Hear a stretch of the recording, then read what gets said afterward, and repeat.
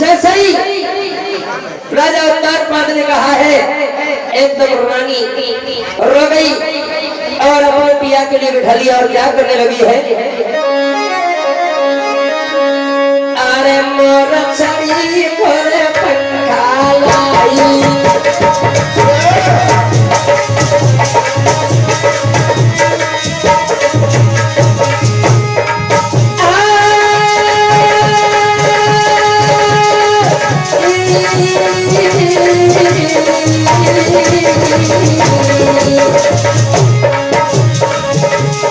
मोरा छड़ी को जगा लाई और भैया पैरी घुमाई,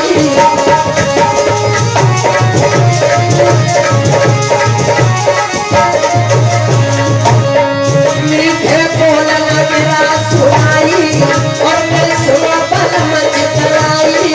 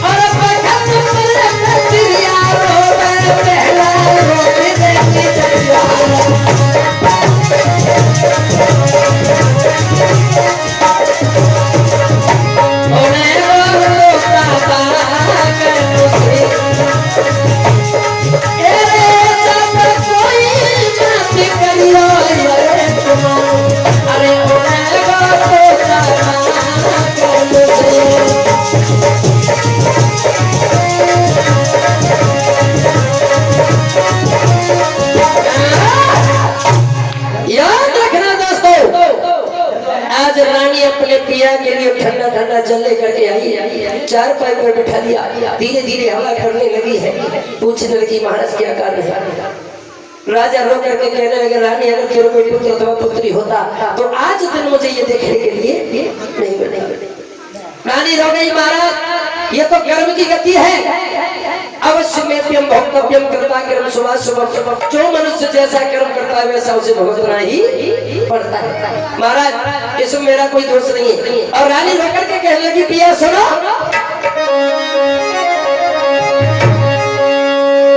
अरे कुआटा हो है पालती, अरे मेरे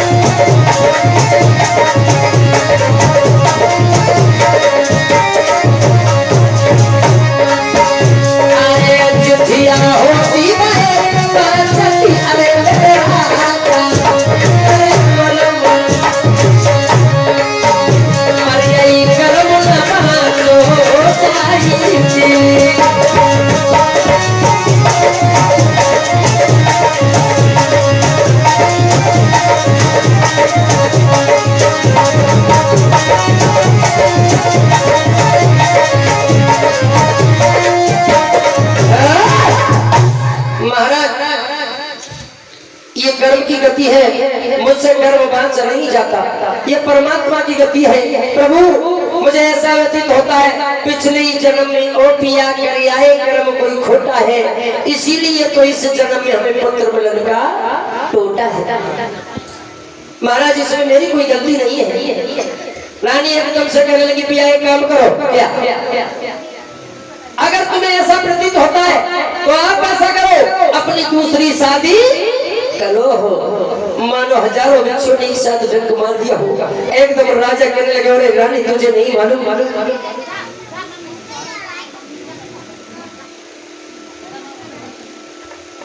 आज रोकर के कहने लगे रानी तुझे नहीं मालूम। अरे तू पागल हो गई है। क्यों? सुन रानी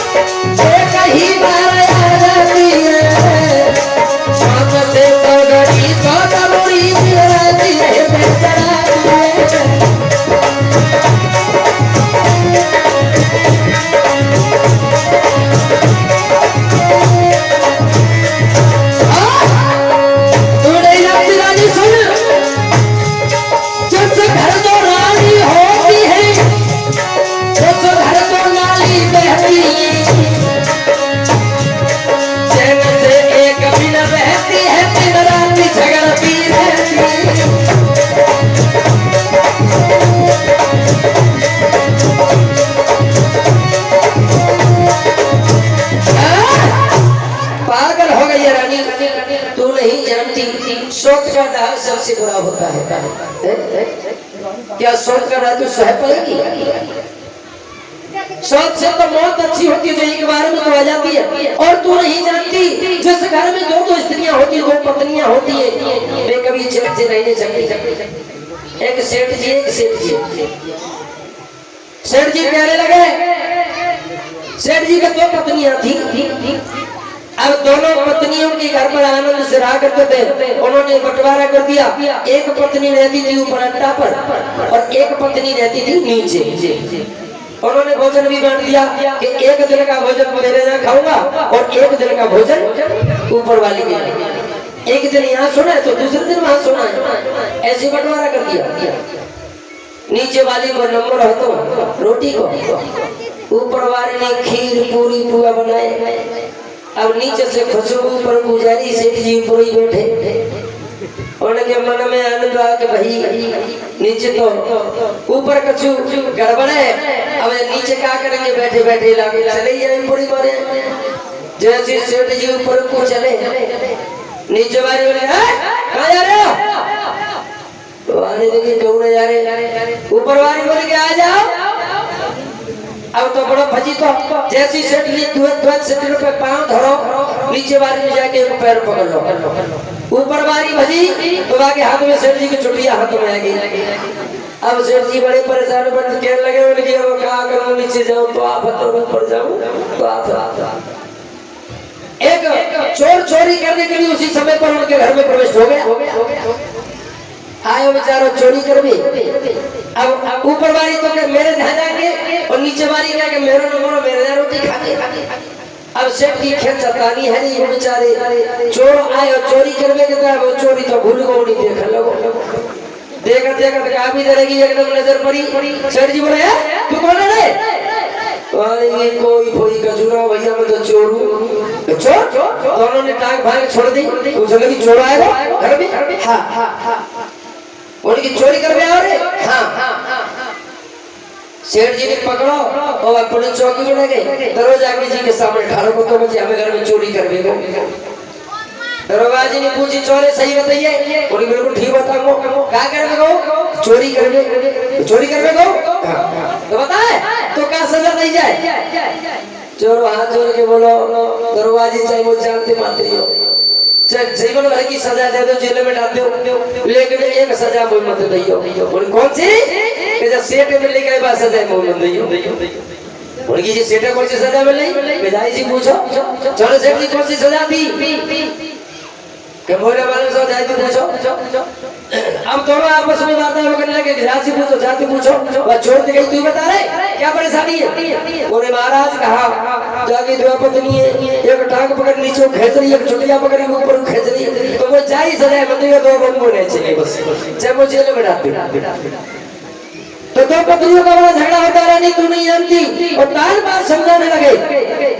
जिस घर में दो रानियां होती है उस घर में नित प्रति लड़ाई होती रहती है, एक भी जन से नहीं रहती।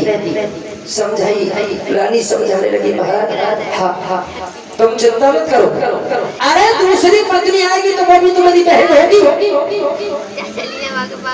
नहीं, सर्वस्व जो चाबियों का कुछ है ना, घर परिवार का जो भी सामान है उसे सब कुछ दे दूंगी, और अभी आनंद से उसके बच्चे का पालन पोषण करूंगी। गोबर गंडा इत्यादि वक्त की रोटी चाहिए, नहीं चाहिए। राजा की समझ में आ गया, राजा ने बहुत समझाया। अब तो राजा ने अपनी पत्नी सुनीति की बात मान करके दूसरी शादी कर ली। अब जब दूसरी पत्नी घर पर आई है तो दूसरी पत्नी का नाम था सुरुचि। सुरुचि का मतलब होता है सुमाने स्वयं, और रुचि माने आनंद, अपने में खुद में रुचि रखने वाली, अपने में आनंद रखने वाली, उसका नाम था सुरुचि। केवल अपनी बात अच्छी लगती थी, उसे किसी की बात अच्छी नहीं लगती थी। ओहो, राजा जैसे शादी करके आज सुरुचि की दूसरी पत्नी को लेकर के आए, रथ दरवाजे पर रोक दिया। सुनीति ने सोचा कि मेरे प्रिया शादी करके लाए हैं दूसरी, उन्हें उसने एक जल का लोटा लिया और छमछम करती हुई दौड़ती हुई रथ के पास पहुंच गई। कहने लगी बहन लो पानी पी लो। एकदम से देखा है, राजा से पूछने लगे राजा हाँ ये कौन है? राजा कहने लगे ऐ देवी ये मेरी पहली पत्नी सुनीत है। एकदम जैसी सुना मानो कलेजे में धक्का लगा हो, हजारों बच्चों ने एक साथ में मार दिया हो। एकदम झुंझला करके कहने लगी अरे नालायक राजा, पागल हो गया है। क्यों? सुन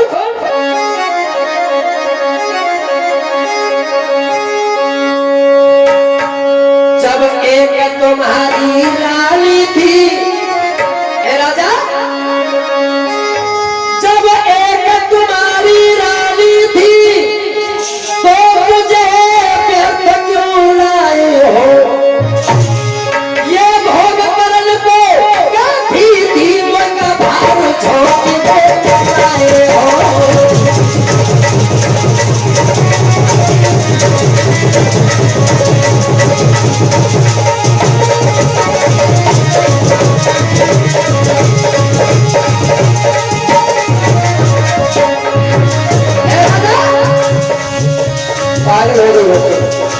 जब तुम्हारे घर पर एक पत्नी थी तो मुझे क्यों लेकर के आए? आज सूर्य आंखों में लहू का बदला ला करके कहने लगी राजा सो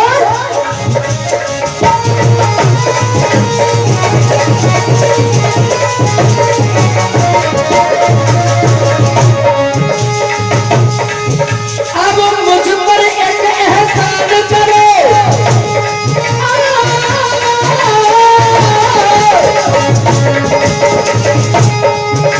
अब मुझ पर एक एहसान करो, तोले को हर भिजवा दो। तुम इसके साथ बिहार करो, मुझको मैं कहती भिजवा दो।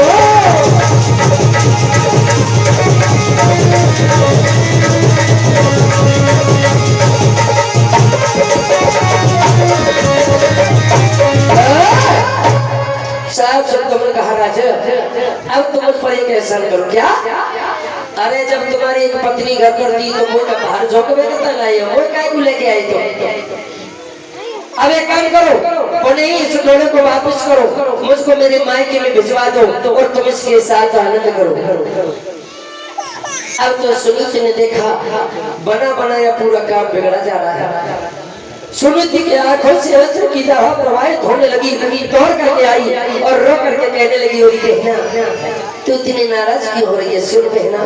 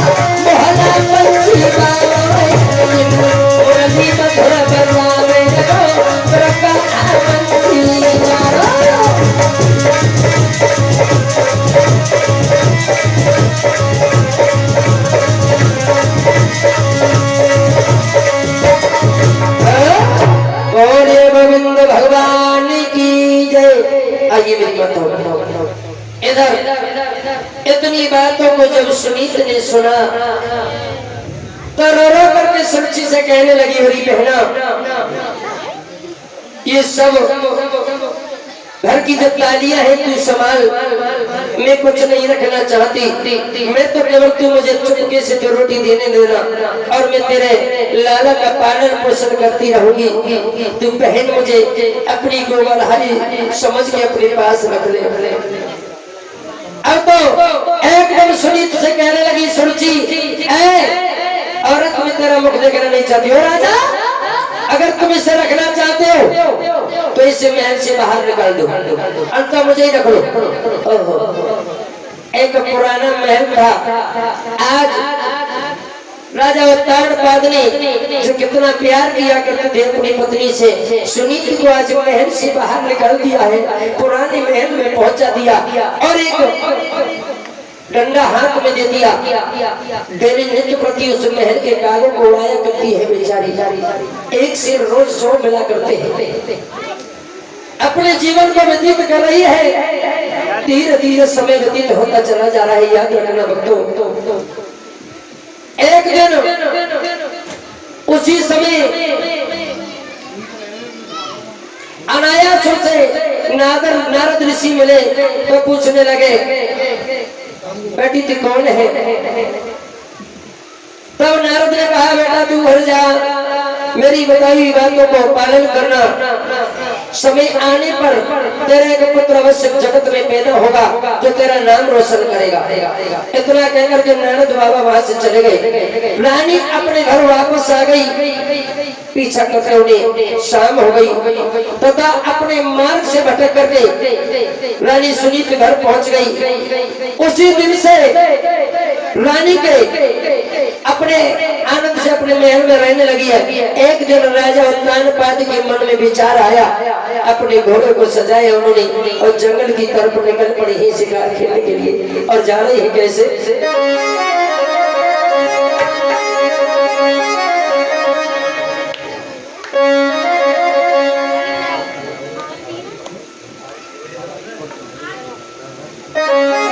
आज कहने लगी, राजा ने मंत्री को बुलाया और कहा, अरे मंत्री घोड़ा सजाइए, घोड़े सारी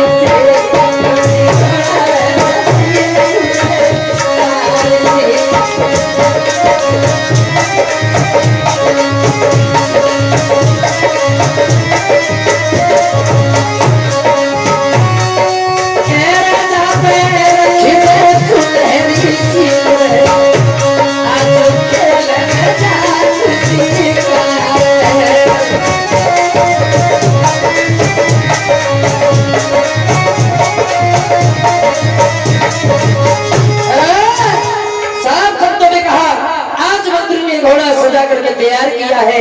राजा उत्तानपाद घोड़े